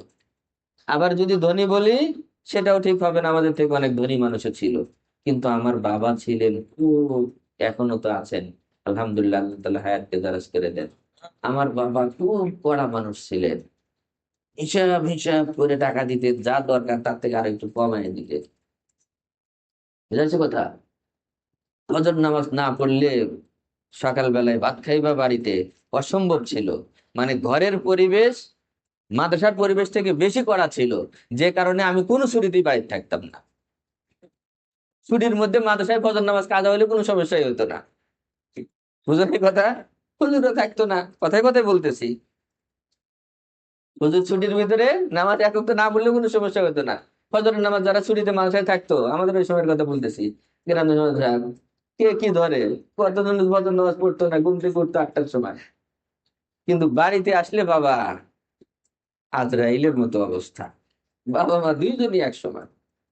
এই জন্য আমি ছুটিতে বাড়িতেই আসতাম না, মাদ্রাসায় থাকতাম। মাদ্রাসায় নিরাপদ, মাদ্রাসায় ভালো ছিল, স্বাধীনতা বেশি ছিল। বাড়িতে আসলেই অবস্থা খারাপ। কিন্তু আমাদের এখন পারিবারিক অবস্থা উল্টা হয়ে গেছে। এই জন্য বাড়ির দিকে তালেব ইলমের আকর্ষণ বেশি। বাড়িতে গেলে মোবাইল দেখা যায়, বাড়িতে গেলে টিভি দেখা যায়, বাড়িতে গেলে অনেক প্রকারের খানার আয়োজন হয়, বাড়িতে গেলে অনেক বন্ধু বান্ধব আড্ডাবাজি। যদি এমন হইতো, এই যে তা সবারই বাবা মা যদি ঘরের পরিবেশটা কড়া করতে পারতো, নিয়ন্ত্রণ করতো, তো ওরে বাবা, বাড়িতে গেলে আরো বেশি মাসুলিয়াত, জবাবদিহিতা, তাহলে ও বাড়ি দিয়ে যেতে চাইতো না। আমি আসলেই কোনো ছুটি দিয়ে বাড়িতে আসতাম না। মানে বাড়িতে আমাকে জোর করে আনা যেত না, রাখা যেত না। বাড়িতে থাকা খুব কষ্ট ছিল, মাদ্রাসা খুব আরাম ছিল। তো অনেক কষ্ট, মেহনত, মুজাহাদার পরে যেই এলেম অর্জন হয়, ওই এলেম থেকে তুমি জিন্দেগিতে দুনিয়াতেও ওই এলেম তোমাকে উপকারে আসবে, আখেরাতেও আসবে। এটার দ্বারা আল্লাহ তাআলা তোমাকে ইজ্জতের সাথে খাওয়াবে, পরাবে, যেটার জন্য তুমি মানে এখন থেকে ফিকির করতেছো, হীনমন্যতায় ভুগতেছো। তুমি ভালো ভালো আলেম ওলামাদের দেখো না, কষ্টে আছে কেউ? সবাই এখন প্লেনে ঘুরে বেড়ায়, হেলিকপ্টারে ঘুরে বেড়ায়, গাড়িতে ঘুরে বেড়ায়, দেশ বিদেশ সফর করে, কি শানে চলে। ঠিক না বলো? আমাদের গ্রামের এক চেয়ারম্যান ছিল, আমলিগ করতো, কঠিন আমলিগ, মারা গেছে, প্রভাবশালী চেয়ারম্যান। তো হিংসা থেকে এই কথা বলতো, ওই হুজুররা কয় টাকা বেতন পায়, হুজুরদের পাশ দিয়ে হাঁটা যায় না, এমন মানে আতরের ঘ্রাণ আশপাশ দিয়ে, এইগুলো বলতো, মানুষকে বলে বেড়াইছে। মানে নিশ্চয়ই বিদ্বেষী ছিল, ইসলাম আলেম বিদ্বেষী ছিল। বুঝতে পারছো কথা? তো হুজুররা তো আলহামদুলিল্লাহ একটু, ওই যে দুইটা গুণ যদি তুমি অর্জন করতে পারো, যে কোনো দিকে তুমি ভালো, একটা দিকে ভালো যদি হতে পারো। আর ভালো তো তালেব ইলমের কত ভালো হবে, তালেব ইলমের জিন্দেগিতে কিছু নেই আর থাকবে, কিন্তু মেহনত মুজাহাদা করে একেবারে কেমন ভাবে আঁকড়ে ধরবা। মনে করো যে তুমি সমুদ্রের মধ্যে, ঢেউর মধ্যে তুমি পড়ে গেছো, তোমার বাঁচার কোনো উপায় নাই। হঠাৎ একটা বল দেখলা, অথবা একটা টিলা দেখলা, অথবা একটা কিছু দেখলা, যেটা ধরলে মনে হবে যে তুমি বাঁচতে পারবা। ওইটাকে তুমি যেইভাবে আঁকড়ে ধরবা, ওইভাবে মজবুতির সাথে শুধু তুমি লাইনে টিকে থাকো, ধরে থাকো। বুঝলে এই কথা? মজবুতির সাথে পাকড়াও করো, ধরে রাখো যে আমি এটা ছাড়বোই না। রেজাল্ট একটু খারাপ হবে, একটু ভালো হবে, তালিবের জিন্দেগি তার বুজুর্গ হয়ে যাবে না। মোটামুটি যাতে আমল আখলাকটা ঠিক রাখে। একটা কাজ একবারে জিরোতে আনতে হবে, বেয়াদবিতে জিরো হতে হবে। বেয়াদবি যেন বিন্দু পরিমাণের ভিতরে না থাকে। আর এলেম কম বেশি হবে, আমলও তালেব ইলমের জিন্দেগিতে কি হবে, কম বেশি হবে। তালেব ইলমের জিন্দেগিতে সবাই তো আর সেই আবরাল হক হয়ে যাবে না, এটা কম বেশি থাকবে। কিন্তু আদবের ক্ষেত্রে 100-তে 100 দেখবা। আর শুধু লেগে থাকো লাইনের সাথে, মজবুতির সাথে, যে না আল্লাহ তাআলা আনছেন, আমি কলা কলা রসুল পর্যন্ত, আমি শেষ পর্যন্ত আমি লেগে থাকবো। দেখবা যে আল্লাহ তাআলা তোমার দ্বারা অনেক কাজ নিবে, অনেক খেদমত নিবে, অনেক কাজ করতে পারবো। আমরা পড়াশোনা করছি না কি একবার আল্লামা দাহার ছিলাম, জুনায়েদ বাগদাদি ছিলাম? না, আদব কায়দা ঠিক রাখছি, যতটুকু পারছি মেহনত মুজাহাদা করছি, কষ্ট করেই পড়াশোনা করছি, অনেক রাত জাগছি, কষ্ট করে পড়াশোনা করছি, লাইনের উপর টিকে রয়েছি। আল্লাহ তাআলা তো খুব ভালো রাখছেন, অনেক ভালো রাখছেন। এই ভালোর আর কোনো শেষ নাই আমার কাছে। আমার কাছে এটার উপরে আর কোনো কি নাই, ভালো থাকা নাই। আল্লাহ ইজ্জতের সাথে খাওয়াইতেছেন, ইজ্জতের সাথে পড়াইতেছেন। না খাওয়ার জিনিসের অভাব আছে, না পরনের জিনিসের অভাব আছে। আল্লাহ তাআলা হেলিকপ্টারে উঠাইছেন প্রোগ্রামে, আল্লাহ তাআলা প্লেনে উঠাইছেন। আবার দিনের জন্য যখন কোরবানি লাগে, আমরা চর অঞ্চলে মেহনত করতে যাই, তোমার নাগেশ্বরী, সেখানে পায়ে দেওয়া 2-3 কিলোমিটার দুইটা নদী পার হয়ে হাঁটতে থাকি। ওই আরব আরব দেশের আরবি আর কি, মাফি মুশকিল। মাফি কি মুশকিল। হেলিকপ্টারে উঠছি, জুনায়েদ বাবুনগরী রহমতুল্লাহ আলাইহির সাথে সফর করেছিলাম হেলিকপ্টারে। উত্তরবঙ্গে 2টা সফরে ছিলাম। তো হেলিকপ্টারে উঠলেও ভাবসাবও লাগে না, আবার যখন দিনের প্রয়োজন পায়ে হেঁটে কাদার মধ্যে চললেও তাকলিফ লাগে না। কোনো কোনো সমস্যা নেই, মনটাকে স্থির করো। মনের দিক থেকে তুমি এটাকে কদর দিছো। কথাটা কি বুঝতে পারলাম? তোমাদেরকে বুঝতে পারছো তোমরা? তাহলে লাইনে লেগে থাকতে হবে। কোনো স্লোগান শোনা যাবে না, মোবাইলের ধোকার মধ্যে পড়া যাবে না, বন্ধু বান্ধব ধোকার মধ্যে পড়া যাবে না। যে এত সময় পড়াশোনা করে কি করবা, এখনই অনলাইনে আসো, এই কাজ করলে মাসে তুমি 20-30 হাজার টাকা এমনি আয় করতে পারবে। এগুলো সব ধোকা, সব কি ধোকা। সিরাতে মুস্তাকিমের উপরে থাকো, দুই দিকে, হ্যাঁ, অনেক বক্র রাস্তা দেখবা, রাস্তার দুই পাশে মেশকাতের মধ্যে হাদিস আছে না, সিরা মুস্তাকিমের দৃষ্টান্ত দেওয়া হয়েছে। সব তোমাকে ডাকতে থাকবে, হ্যাঁ, এদিকে ডাকতে থাকবে, এদিকে এদিকে, কোনো কিছু শোনা যাবে না, একবারে অন্ধ। বুঝাচ্ছে কথা? যেটা ধরছি কারো কথা শুনবো না, কোনো যুক্তি তর্ক নাই। আমি এই লাইনে পড়াশোনার শেষটা পর্যন্ত ইনশাল্লাহ করব। এখলাসও ছাত্র জীবনে যে 100% হবে তাও না, কিন্তু কাজটা হলো প্রথম জীবনের, ছাত্র জীবনের কাজ কি বলো? লেগে থাকা। বুঝছো কথা? লেগে থাকা। এখলাসও 100% হবে না, এটা আস্তে আস্তে হয়ে যাবে। আমল আস্তে আস্তে ইনশাল্লাহ হয়ে যাবে। আদব কায়দাটা ঠিক রেখে যতটুকু মেহনত মুজাহাদা করার চেষ্টা করো, গাফলতি করো না, সময়টা নষ্ট করো না। আর লেগে থাকো, লেগে থাকো, লাইন থেকে চলে যাও না। মাহরুম হয়ে যাবা, মাহরুম হয়ে যাবা। এই লাইন থেকে যাওয়ার পরে দুনিয়া পায়ও নাই, যদি কেউ পায় সে অশান্তির মধ্যে আছে। এই লাইন থেকে চলে যাওয়ার পরে কাউকে জিজ্ঞেস করে তুমি দেখো, কেউ বলবে না যে না আমি ভালো সিদ্ধান্ত নিয়েছি, আমি ভালো করেছি। সবাই বলে যে না আপনারাই ঠিক করেছেন, আমরা যে চলে আসছি লাইন থেকে, আমরা ভুল করেছি।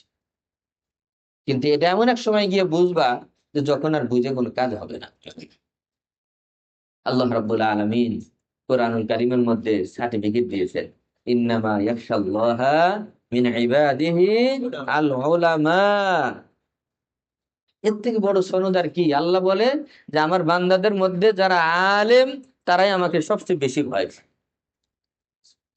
আমরা তো সার্টিফিকেট পেয়ে গেছি। ওয়াল্লাযীনা উতুল ইলমা দারাজাত, বহু বচন। যাদেরকে ইলম দেওয়া হয়েছে, দ্বীন ইলম যাদেরকে দেওয়া হয়েছে, আল্লাহ তাআলা বলেন দুনিয়া আখিরাতে তাদের অনেক মর্যাদা, অনেক সম্মান, অনেক সম্মান। ওয়াল্লাযীনা জাহাদু ফীনা লানাহদিয়ান্নাহুম সুবুলানা। মেহনত মুজাহাদা করো, লেগে থাকো, আল্লাহ তাআলা যা যখন সময়ের সাথে তোমার যা দরকার এটা আল্লাহ তাআলা দিয়ে দিবেন, আল্লাহ তাআলা রাস্তা দেখাবেন। ইন্না রব্বি সায়াহদিন। রাস্তা বন্ধ হবে না, রাস্তা বন্ধ হবে না। রিজিকের অভাবে তুমি পড়বে না। তুমি লিখে রাখো, যদি এই দুই তিনটা জিনিস শুধু ঠিক রাখতে পারো, জীবনে কোনোদিন অভাবে ভুগবে না। বুঝা আসছে কথা? এজন্য যে তিন কারণে চলে যায়, এই তিনটা কারণ আমি অজাহাত করে এটার সাধ্যে বাদ করতে চেয়েছিলাম আজকের আলোচনায়। প্রসঙ্গত অনেক আলোচনাই হয়েছে। প্রথম চলে যাওয়ার কারণ হলো অভাব। যদি প্রকৃতই অভাব হয় আমাদের সাথে, নির্দ্বিধায় আমার সাথে বা যার সাথে পারো, যেভাবে পারো আমার পর্যন্ত আসলেই হবে, শেয়ার করবা। প্রকৃতই অভাবের কারণে ইনশাআল্লাহ এই লাইন থেকে যেতে হয় না, আফতাবুদ্দিনের থেকেও যেতে হবে না ইনশাআল্লাহ। আল্লাহর কাছে চাও, আল্লাহর রাস্তা ইজ্জতের সাথে বের করে দিবে। আর দ্বিতীয় চলে যাওয়ার কারণ হলো দুনিয়ার মহাব্বত, অর্থের মহাব্বত। এখন থেকেই মনে হয় আমার অনেক সম্পদ হতে হবে, এই হতে হবে, সেই হতে হবে।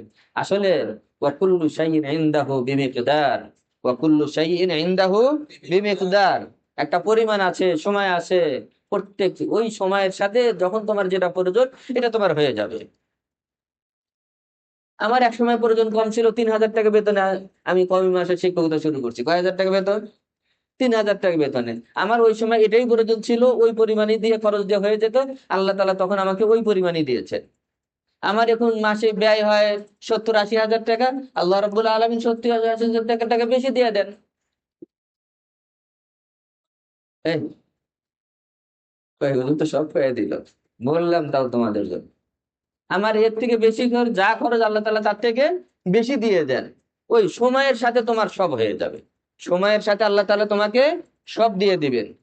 পেরেশানি করো না যে বিয়া করলে বউকে কেমনে খাওয়াবো, এখন থেকে কিছু ফান্ড সংগ্রহ করা দরকার। যখন বিয়া করবা তোমার মাথার উপর যে একটা জিম্মাদারি আল্লাহ দিবেন।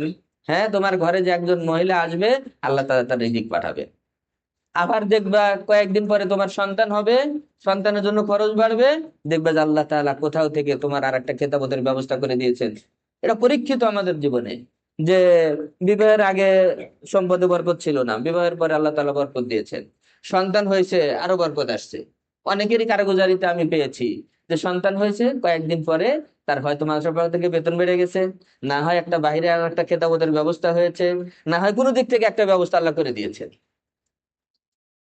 বিশ্বাস হয় এগুলো? তো যখন যেটা দরকার, আল্লাহ তাআলার যদি গোলাম হয়ে যেতে পারো, আল্লাহর গোলাম বেড়ে যেতে পারো, তো তোমার মালিক তো তোমাকে দেখতেছেন, তোমার হালাত বুঝতেছেন। তোমাকে না খেয়ে রাখবেন, তোমাকে অপমান করবেন, তোমাকে দুনিয়ার মানুষের সামনে কষ্ট দিবেন। এটা হতেই পারে না, এটা হতেই পারে না। ইয়াকিনটাকে একটু মজবুত করো। আমাদের লাইনটাই তো তাওয়াক্কুলের লাইন, ইয়াকিনের লাইন, তাই না? এই জায়গাটাকে একটু মজবুত করো। আল্লাহর সাথে, আল্লাহর উপরে ইয়াকিন, তাওয়াক্কুল এটা মজবুত করো। যখন যেটা দরকার আল্লাহ ইজ্জতের সাথে চালাবেন। সর্বশেষ থানভী রহমতুল্লাহ আলাইহির মাকুলা বলে শেষ করি। হযরত আশরাফ আলী থানভী রহমতুল্লাহ আলাইহি বলেন, ওলামা বাদশাহ হ্যাঁ अगर उनमें दो सिफतें हों। ওলামা বাদশাহ হ্যাঁ अगर उनमें दो सिफतें हों। কি? ইস্তেদাদ আর ইস্তেগনা, ইস্তেদাদ আর ইস্তেগনা। যে ওলামা প্রত্যেক যুগের রাজা বাদশাদের মতো জীবন যাপন করবে। ওলামা তো বাদশাহ, তার মধ্যে যদি দুটি গুণ থাকে, ইস্তেদাদ আর ইস্তেগনা।